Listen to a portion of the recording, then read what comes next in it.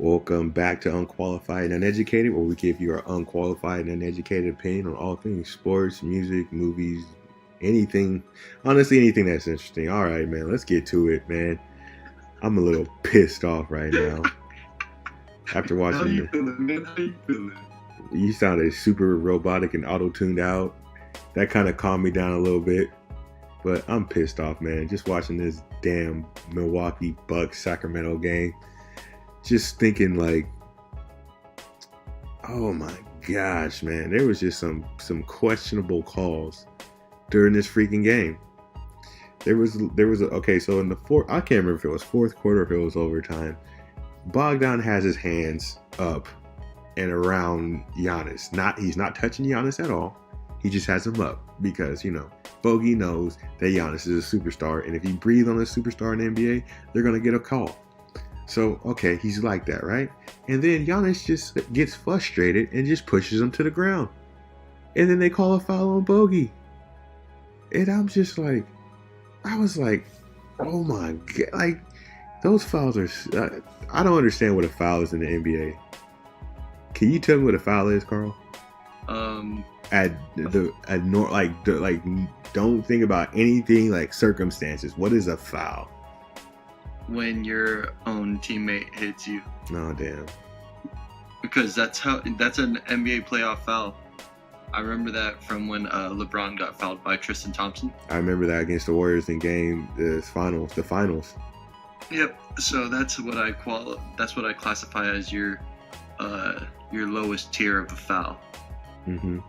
Anything worse than that is just like a worse foul.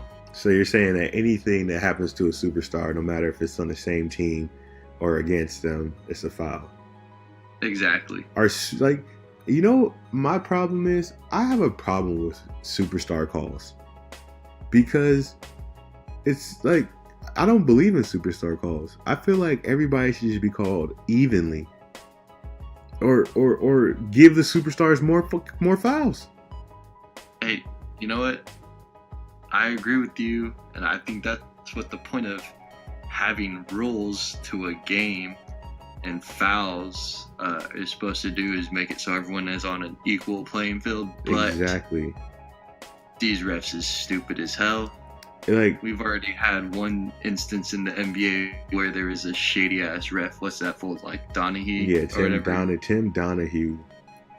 So we already know that there's sketch stuff going on in the NBA. So yeah, and like there will be games, right, where a ref will, like at the beginning of the game, like say at the beginning of a playoff game or beginning of a regular season game, the announcers will say, "Oh, it looks like the refs are calling this pretty tight, or the refs are letting things go." To me, that's bullshit because it should be called the same no matter what. The game shouldn't be called, oh, they're letting them play this time. They either should let them play or they should call it tight like they normally do. It should be that across the regular season, and it should be across the NBA. There shouldn't be any playoff fouls. A foul is a foul.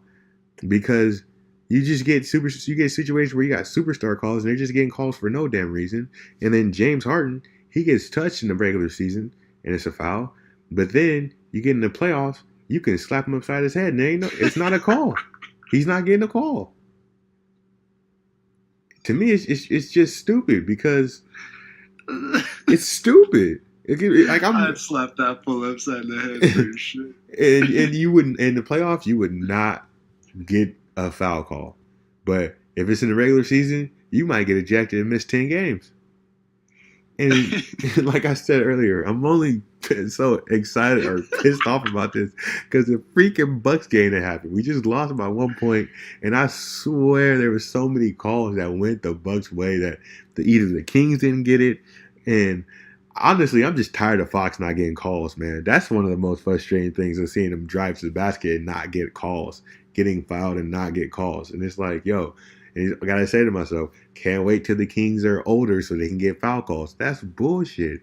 Just because you're a rookie doesn't mean you shouldn't get calls. If you get fouled, you get fouled.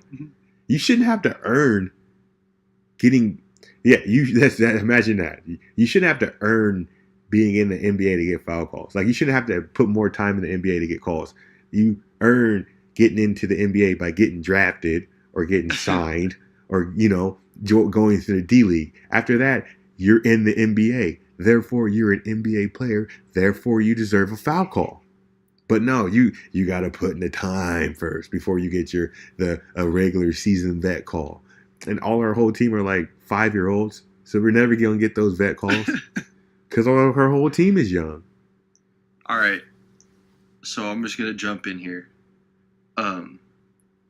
I do hate the whole superstar bias towards like calling little ticky tacky things on superstars, and also I hate like the disparity of how they ref in the regular season versus how they ref in the postseason, because it's different, and that's why I hate that whole playoff foul excuse that they say, like, oh, that's a playoff foul.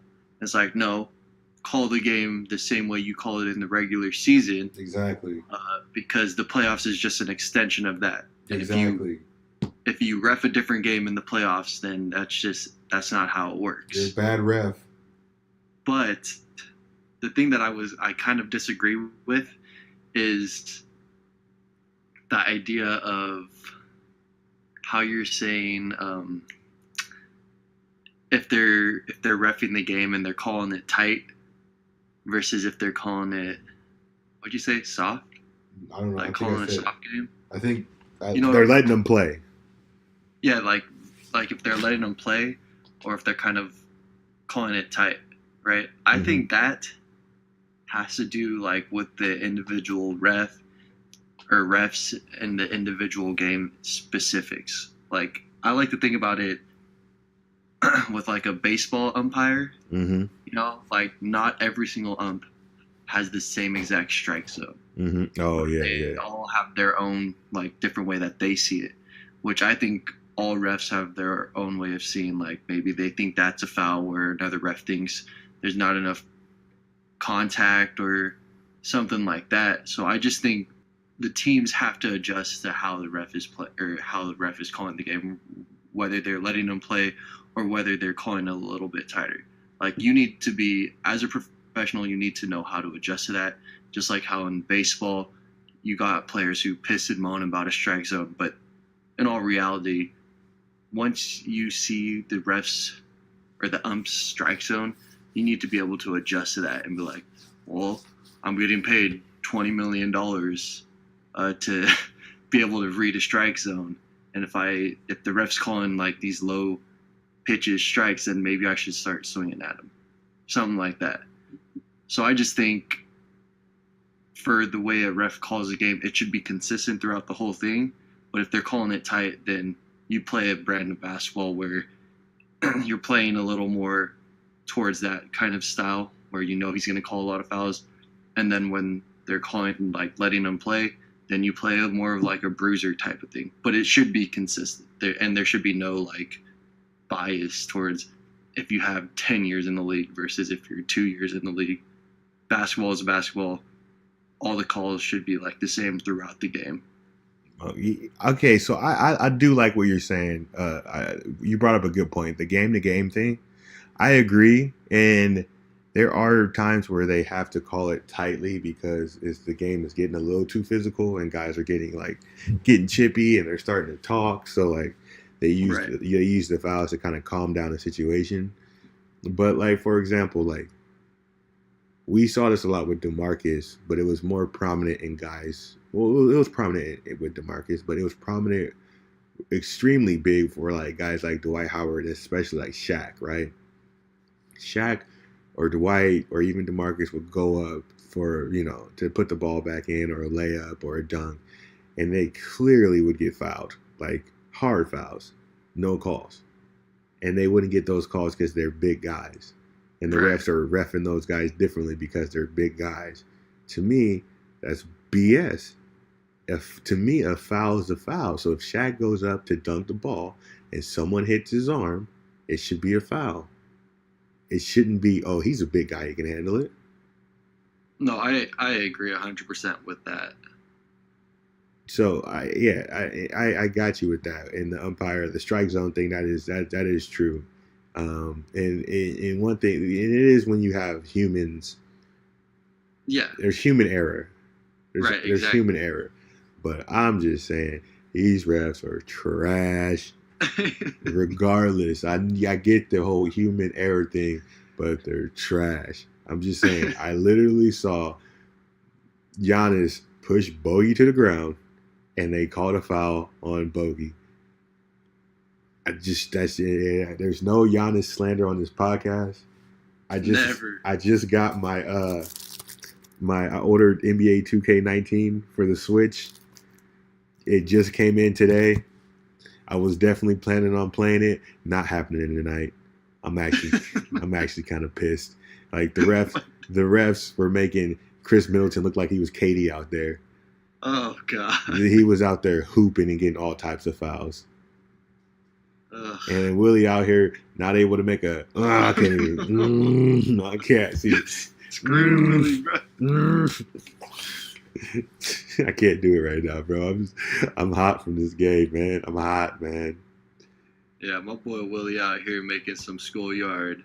In crunch time. Some freaking recess one-handed passes in crunch time. Savage. So, I don't really want to talk about the Kings that much today, but, it's why we lost again to another good team by less than 5 points. At some point, whether if we have time this season or if it's next season, the Kings have got to close these games out because they're right there. I wonder if there's it's probably a very, we talked about people hating on the Kings, but this is probably a very loser stat to look at. How many games the Kings have lost by 5 points or less, and see if we lead the league in close game losses or something like that, or just close games in general. I mean, in the first half of the season, or before the All-Star break, for a while there, we were Kings were the most clutch team in the NBA. Oh yeah, because we were able to close out those close games, mm-hmm. And right after I saw that, I saw the stat on ESPN. It was during one of the games that was close, we lose that game, mm-hmm. so that goes down, and then ever since that, it seems like we really can't close out some of these pretty crucial games. So I just feel like their clutch rating has dropped a lot. It has to. A lot. Whatever that fake ESPN stat that some BS person came up with, whatever that was, I already know Kings had to drop down in that. Because I remember that. And that was because honestly, a lot of the games that we play in are close. So if we win those games, our clutch rating is gonna go up. So I think it would be more telling, and it would be, I guess, more pleasing to our losing ears to hear, instead of our clutch dream, just see how many close games we play. Because I guess that would make it seem or we can look at it from a point we're in these games. We just need to figure out how to close them out. Right, and I mean it is positive because we're trending with the top teams in the league. Right, mm-hmm. We're playing them full games, close, and barely losing at the end, type of thing. So I mean, there's positives to pull from that, especially from being in the dumpster the last 8 years or whatever. Yeah. So I'm happy with it. We're able to stick with the top two teams, and then just if a couple things go our way, we pull out those wins. Exactly. And before we close the topic out, I hope Marvin Bagley's okay. Bang knees with freaking Brogdon. Screw you, Brogdon. You don't need to have your knee out, all that. Never mind. I digress. But shout out to Bagley. Hope you heal. We need you, dog. Get well soon. Damn. For real. And Willie was 4 of 10.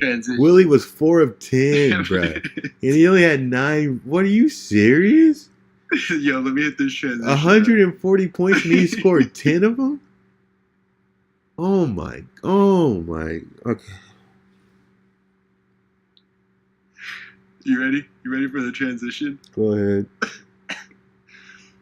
So on to the topic of me slapping James Harden upside the head and that being a playoff foul, or it wouldn't get called in the playoffs.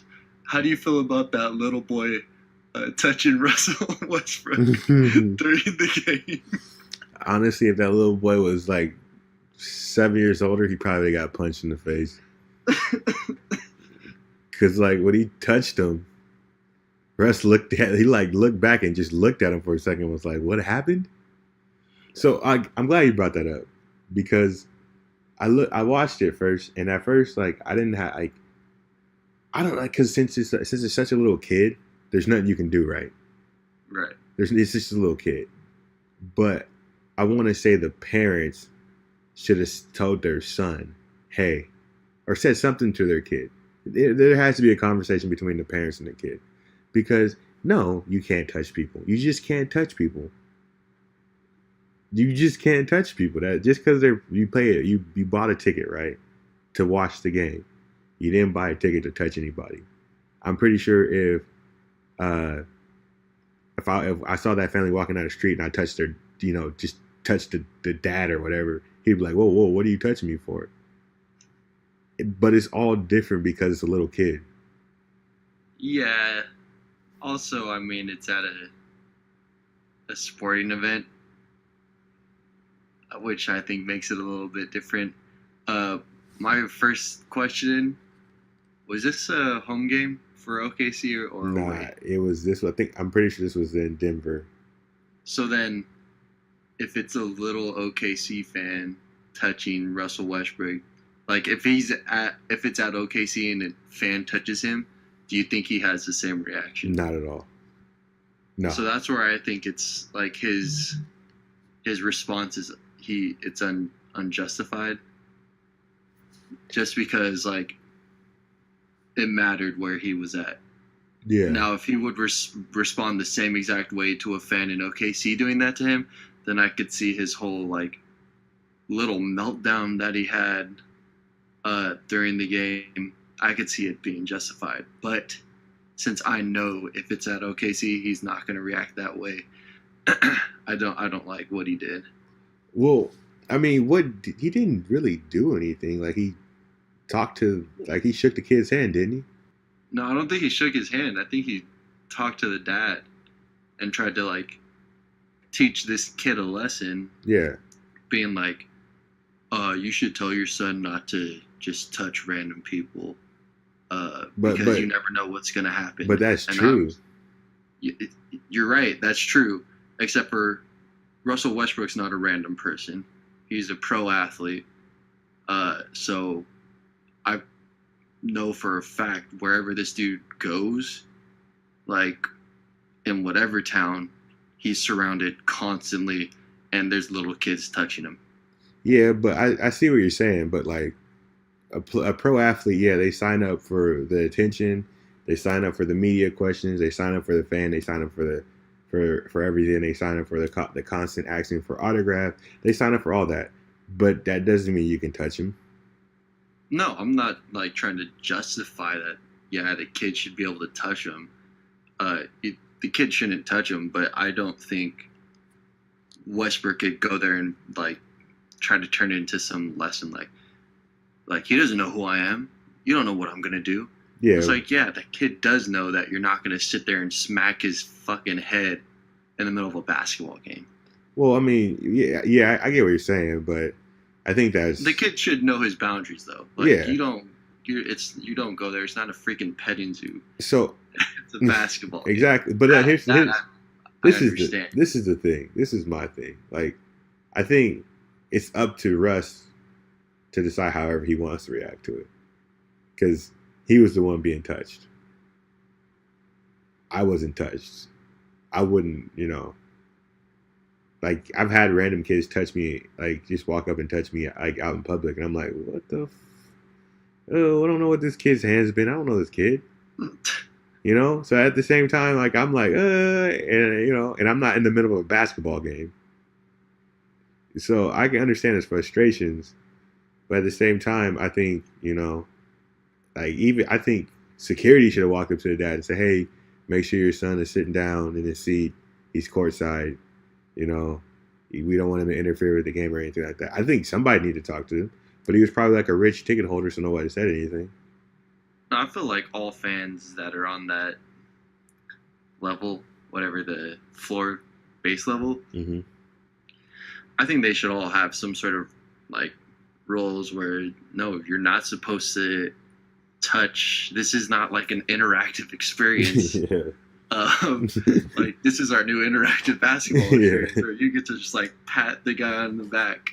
Like no, there's boundaries. He's in the middle of a game, so don't touch him. Like you can yell at him, you can get like 3 inches away from him and act like you're messing with him to try to get in his head, but you cannot go as far as to touch them because that's just like I feel like it's breaking some sort of rule, or at least it's some hidden rule that I feel like no fans aren't supposed to touch the athletes. Like even in college basketball, where the fans are stupid crazy. Like there's a guy like taking the ball out, Mm-hmm. or like passing it in, and then like he's right by the Duke student section, Yeah. and they're all like right, literally like 5 inches from the dude's back, just yelling at him, and that I am completely okay with because they're not actually touching the guy. Mm. So there should definitely be boundaries. Yeah, like I mean, hold on. This is what Russ said. He said, "For all fans, there's too much leeway for the fans to be able to touch the players and get away with it, and you can't react, and you can't do the things you need to do to protect yourselves. And I can't do nothing. What I am going to do, what am I going to do? Hop in the stands, but then there'll be some type of rule or some type of boundary set. You can't allow that." Or I read that. Artest did it. Yeah, Artest did it, but like I mean, I agree with him in a sense that. Because he's had his things with the fans. Like he's been in the crowd where a fan like flips him off. When he was in Philadelphia, and that fan was like right in his face and gave him the double bird. You know, so if Russ is a guy that you either love him or you hate him, so he probably gets players get. I know you tell them this is what you signed up for, but you get after a while you get sick of it. So I think in general he's talking about this situation happened with the kid.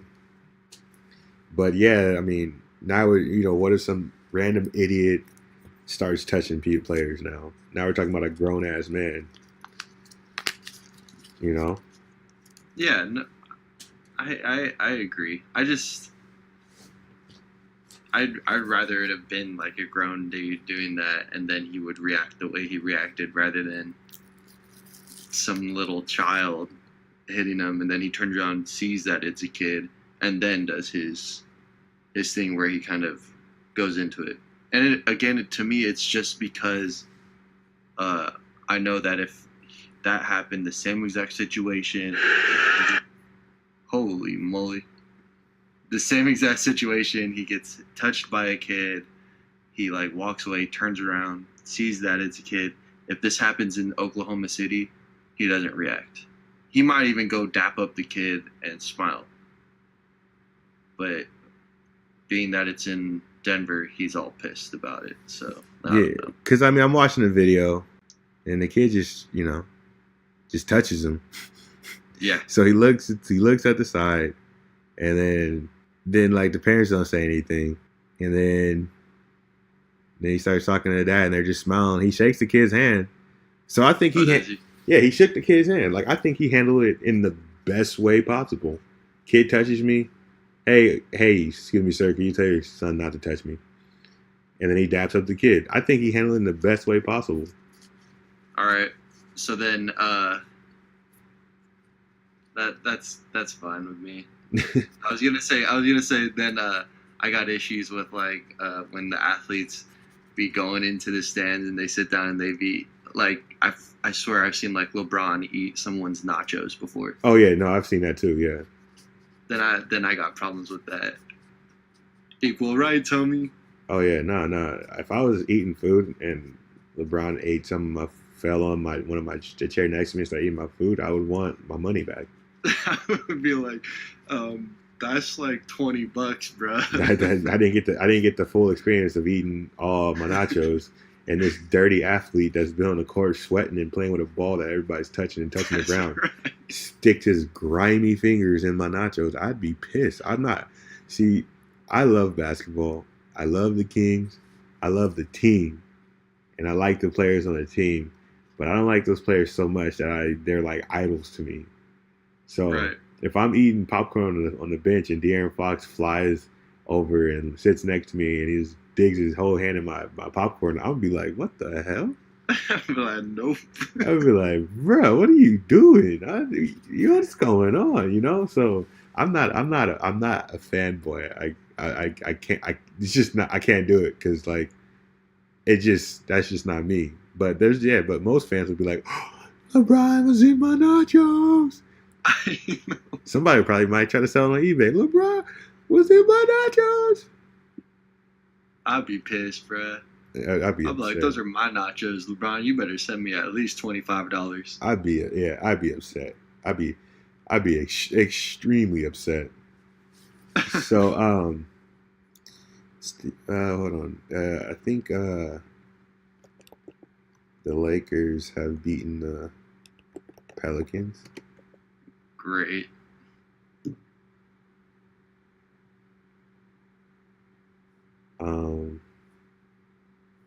The Lakers are going to make the playoffs.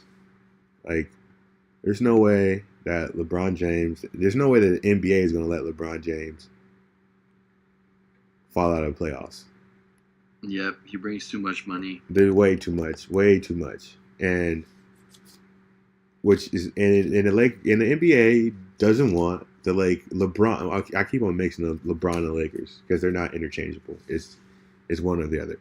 Because the Lakers haven't made the playoffs in 5 years. They have no problem with the Lakers not making the playoffs. But the NBA does not want LeBron to make it to the playoffs and lose in 4 games against the Warriors. So that means you have to look at the 6th seed, the 7th and 6th seed.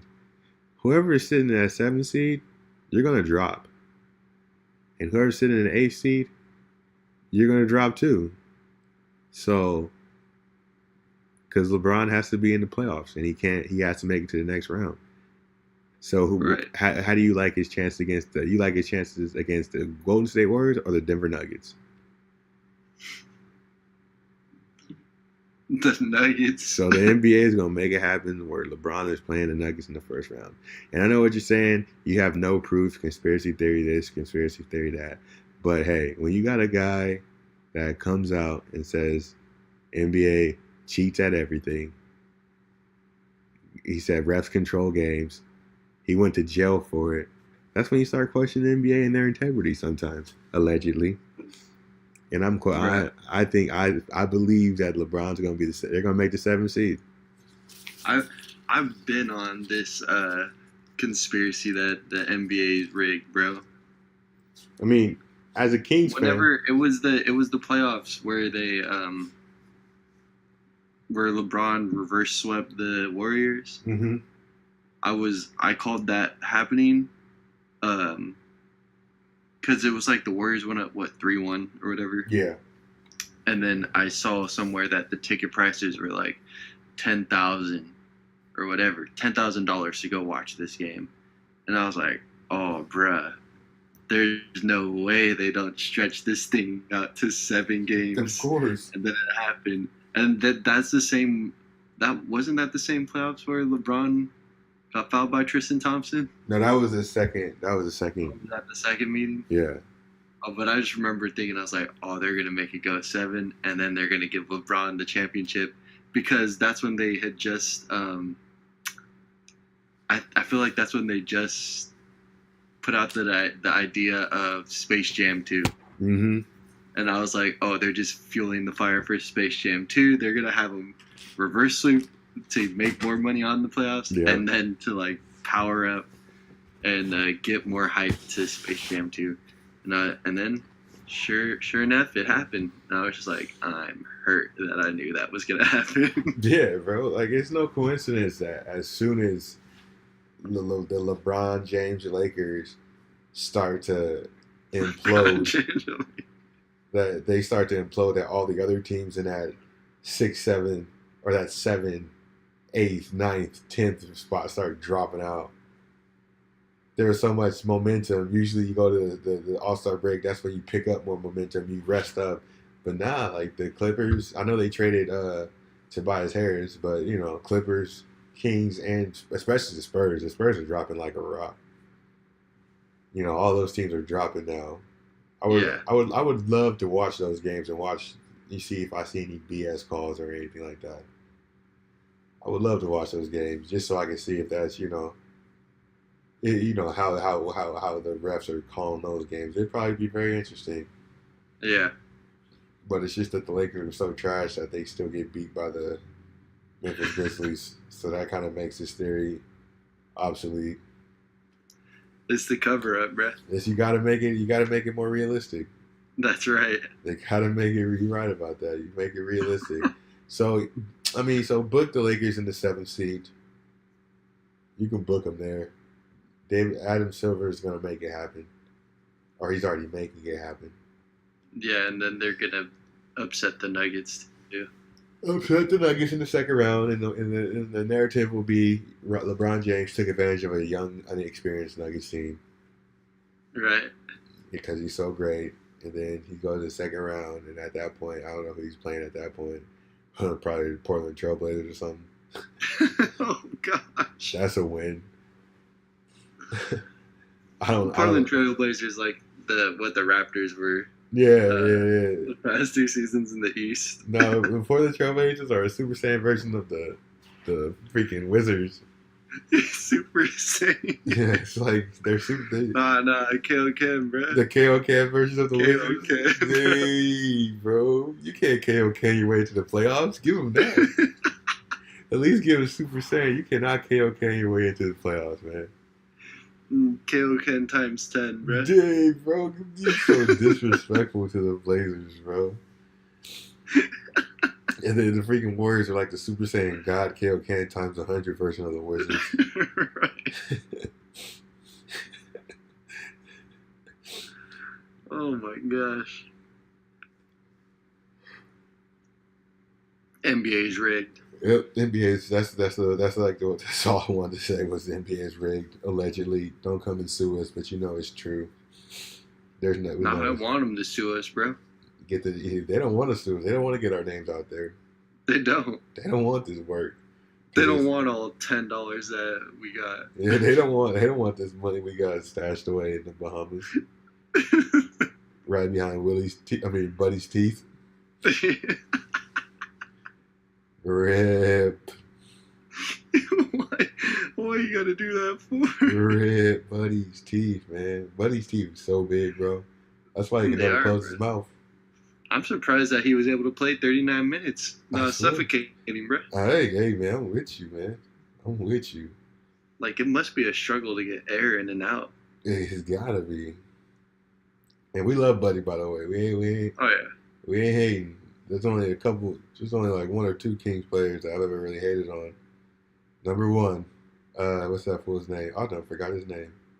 Willie? Spencer Hawes, bro. Oh, Spencer Hawes. Spencer Hawes came out after playing in Sacramento. Said, I'm from the Seattle area. It'd be great if the Kings relocated to Seattle.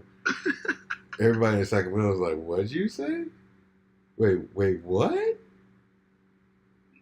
Nah, man. Spencer Hawes is the worst. He's the most hated ex-King of all time. Spencer Hawes was the truth, for a second. Everyone thought he was going to be super nice. They thought, for like 2 weeks when we... he was dude. Yeah, because they were like, oh my gosh, he's a big man that can shoot the 3. Okay, so are those the only 2 topics on our topic docket? Well, yeah, we were gonna talk about Ja Rule, bruh. Oh shit, freaking Ja Rule, man, that bum.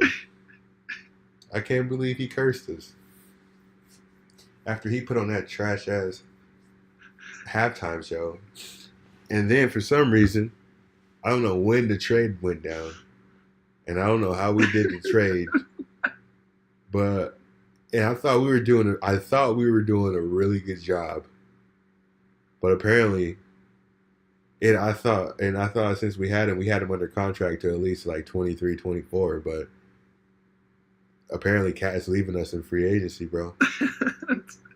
It's crazy, bro. I really thought we had him locked up long term. I thought we had him, man. What did we do to piss off Cat? I don't know.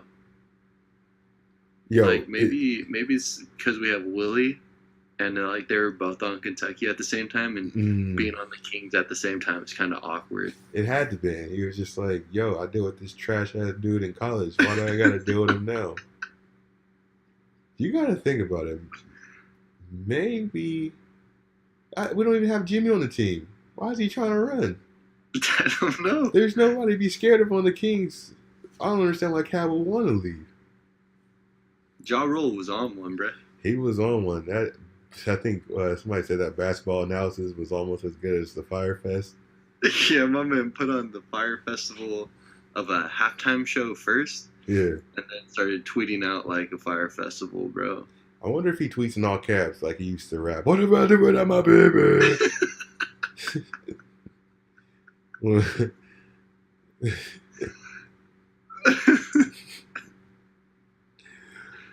Yeah, man. I wonder if he tweets Screw in all Ja caps. Rule, bruh. Yeah, exactly, man. Whatever, man. Ja Rule crazy, man. Coming at the Kings like that, putting a curse on us. Man, he could stick to his damn cheese sandwiches and his damn his luxury tents that he put up at Fire That's Festival. what I'm saying, And man. he could step off, bro. The word on the street is he Ja- wants to do another one. Ja Rule is so trash. Giannis got bored, started warming up during his damn halftime performance. That's what So I'm saying, step man. off, homie. Yeah, get out of here, bro. Like nobody want to hear you anymore. Like I don't even want to listen to his music. It's not even like.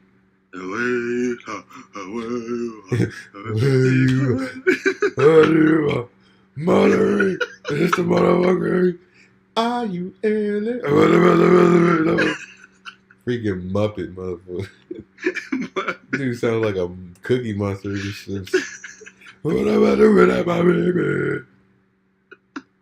He gonna curse us, bro? I don't understand what we did to him. Like that crazy. He's an idiot, bruh. Like I think it started because that happened, and then Fox was like, what did Fox say? He said something like, "You need to curse the Bucks," because it was before we were about to play them. And then Fox was like, "Are we ready?" Fox hit him with the "Are we ready?" What a savage, bro. And then Ja Rule got mad. And then let me find it. Let me find Ja Rule's Twitter. He said, "Are we ready?" He said, "Sanchez, are you ready?" Oh. I guess not. I guess.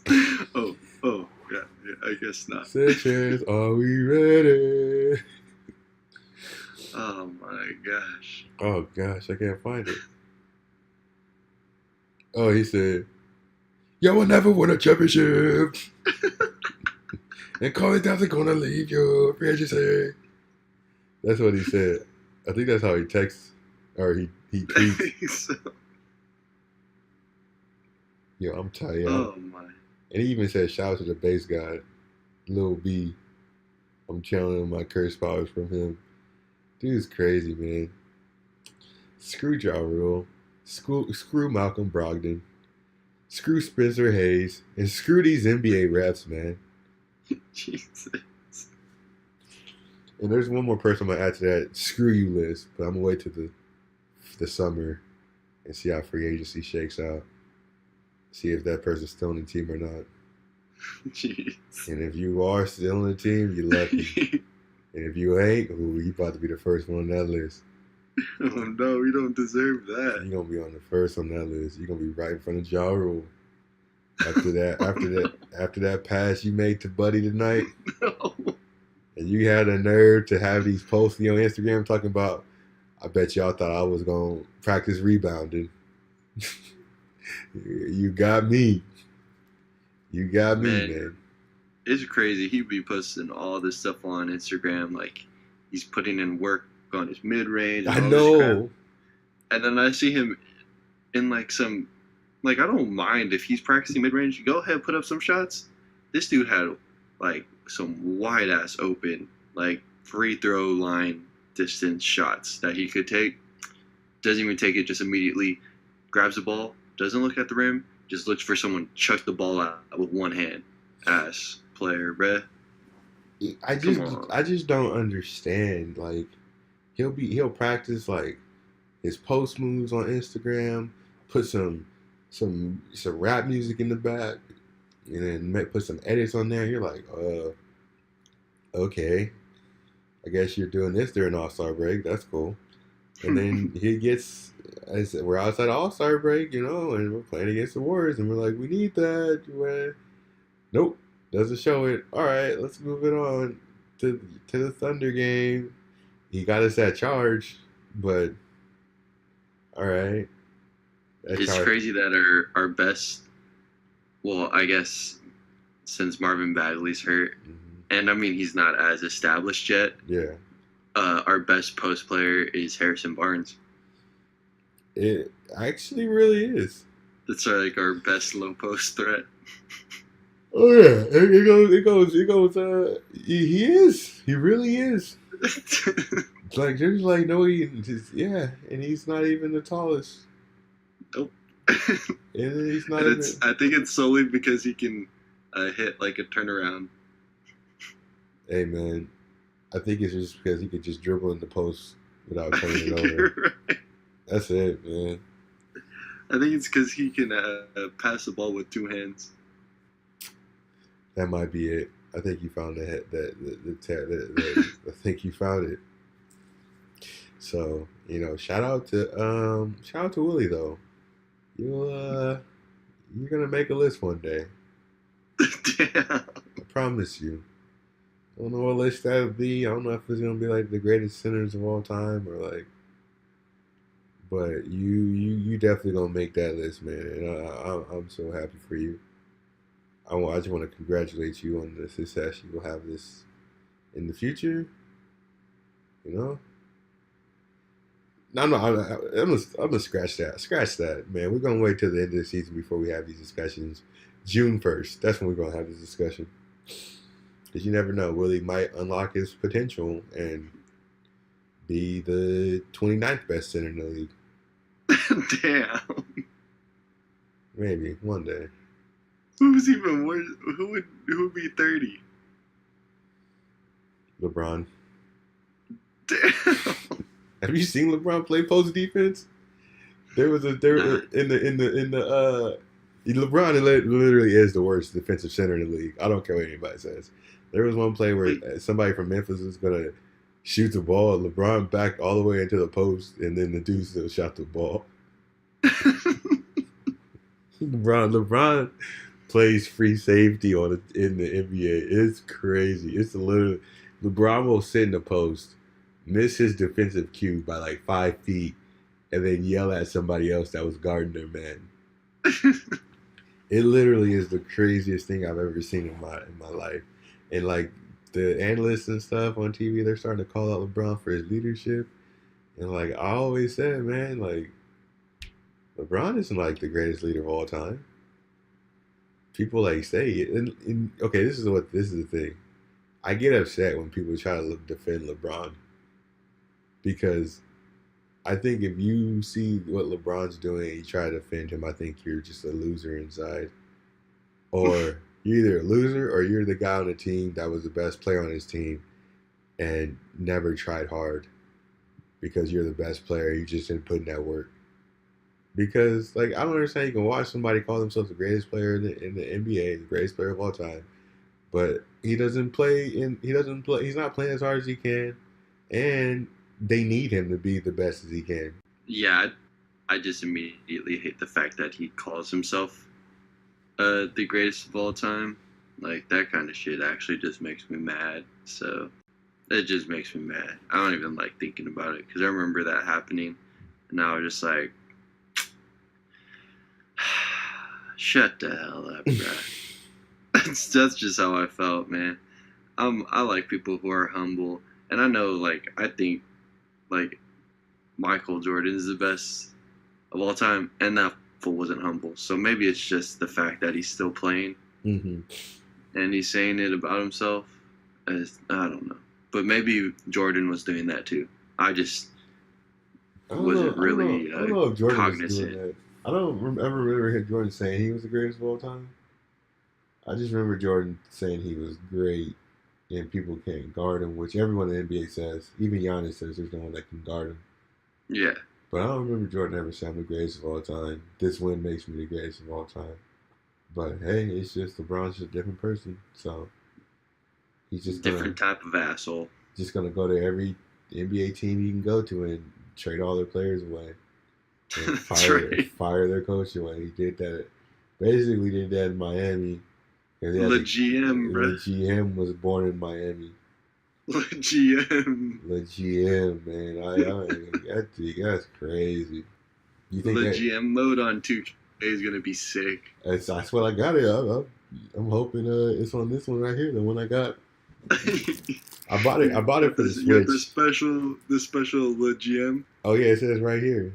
It says the you okay. So here's the scenario for the GM mode on NBA 2K19. It says it's 2 weeks before All-Star break. It's 2 weeks before it's a week before the trade deadline. You don't like any of the players on your team because they're all 20 years younger than you. There's somebody that's only 15 years younger than you on the other team. He's super injury prone, and he's only won one playoff series in his life, but he's good enough that he can help you out, but also bad enough that he'll listen to whatever you have to say. That's where you begin. What do you do to get that player? In the first option, trade everyone on your team, including the coach. Second option, trade everyone on your team, including the coach and 3 chairs. Third option, put all those rumors out that you're going to trade everybody on your team, but don't trade them. This is the option that LeBron picked. He picked the third option. He put so many rumors out there and didn't trade anybody. Game over.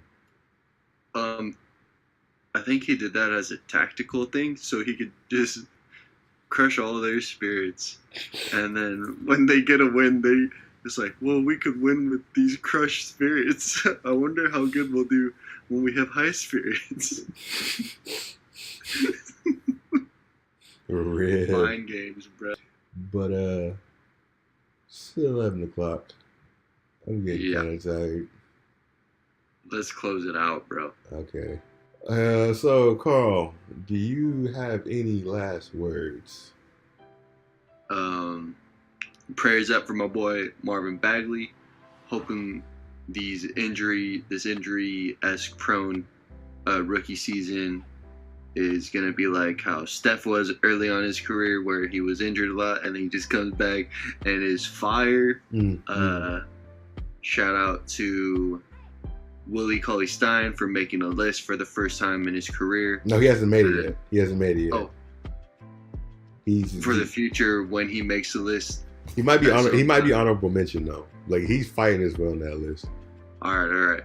Shout out to that honorable mention. First time he's ever been mentioned honorably in his life. And I just want to shout out to Fire Festival because that was such a hit. Good job, Ja Rule.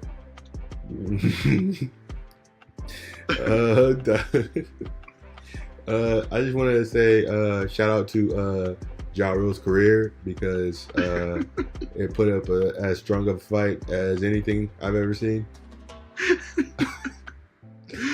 My man's in the 12 round boxing match. He's only been knocked down 10 times, but it's gotten up each and every time. So I just want to say shout out to that. I just want to say shout out to Ja Rule being a 2000 artist on 90s night. That's right. But his album came out in 1999. I want to give a shout out to Sanchez Because Sanchez, as you know, if you are not ready, do not let anybody force you to be ready. Want to give another shout out to the crowd because they weren't ready at all and they weren't forced into being ready. And I want to just give another shout out to Marvin Bagley's knee. That's right. Shout out to Marvin Bagley's knee. Hopefully his knee will be stronger than any invitation to Firefest or any next iteration of Firefest, because we all know Firefest will be trash and was trash. And what am I doing about my babies? And I also just want to give a shout out to the Cookie Monster himself for coming up with mini classics that I used to listen to when I was like 4, but would never listen to them again. This has been a pop-up episode 34, I believe, of Unqualified and Educated. As always, live unqualified, stay uneducated, and we out.